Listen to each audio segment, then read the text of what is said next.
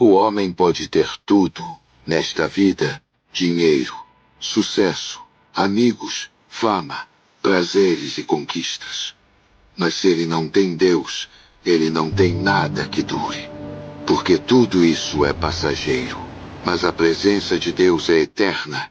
E só Ele pode preencher o vazio que nada neste mundo consegue preencher. O verdadeiro valor da vida não está no que você possui, mas em quem você tem caminhado. A alma foi criada para viver com Deus, e longe dele, tudo perde o sentido.